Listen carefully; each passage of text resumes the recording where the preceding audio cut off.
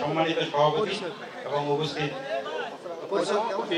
যারা আছেন তাদেরকে সকলকে আমার আন্তরিক সালাম। আসসালামু আলাইকুম। আজ পবিত্র মাহে রমজানের শেষের দিকে আমাদের কুমারগঞ্জ দ্বিমুখী উচ্চবিদ্যালয় মাঠে যে আমাদের প্রাক্তন ছাত্ররা বিভিন্ন জায়গায় কর্মরত আছেন এবং পাশাপাশি আমরাও আছি, তারা যে এত বড় একটা বিশাল আয়োজন করছেন এই জন্য সবাইকে আন্তরিক ধন্যবাদ। এবং আমাদের স্কুলের প্রাক্তন শিক্ষক যারা বিদায় নিছেন তারা উপস্থিত আছেন। আসলে এত বড় একটা ইয়া থেকে আমার বিশাল একটা ইয়া হচ্ছে যেটা ভাষায় প্রকাশ করার মতো নয়।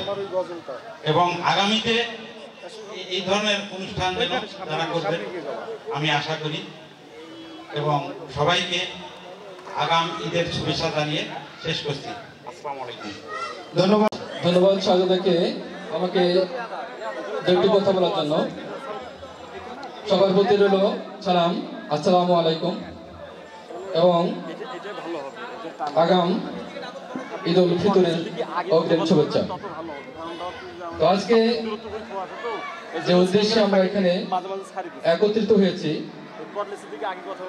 আসলে আমরা সেই প্রতিষ্ঠা লগ্ন থেকে 2024 পর্যন্ত যারা আমাদের যে শিক্ষার্থীরা, সাবেক শিক্ষার্থীরা বিভিন্ন জায়গায় কর্মরত আছেন, আমরা জানি না কে কোন অবস্থায় আছেন, অনেকের সাথে আমাদের সম্পর্ক নেই। আর আমরা একটা মহৎ উদ্দেশ্য আমাদের মাঝে আছে যে আমরা একটা পূর্ণ মিলনী করব। তো পূর্ণ মিলনী করতে গেলে আমাদের আসলে সেই সাহসটা নেই যে কিভাবে করব। তো এটাকে এই পূর্ণ মিলনের একটা আগাম প্রস্তুতি হচ্ছে যে আমরা এই যে ইফতার পার্টিটা করছি, যেখানে আমাদের কিছু যে ব্যর্থতা থাকবে সেই ব্যর্থতাগুলোকে আমরা কি করব সংশোধন করে কিভাবে সুন্দরভাবে আমরা একটা পূর্ণ মিলনী করতে পারি সেই চেষ্টা করব। আর আজকে আমাদের মাঝে যিনি আসছেন তিনি আমাদের প্রধান আকর্ষণ। আসলে যার কথা বলতে গেলেই আমাদের মাঝে আমরা অন্যরকম একটা অবস্থা হয়ে যায়। যিনি আমাদের অভিভাবক, আমাদের অভিভাবকের অভিভাবক, আমাদের সাবেক প্রধান শিক্ষক জনাব আব্দুল মান্নান মন্ডল।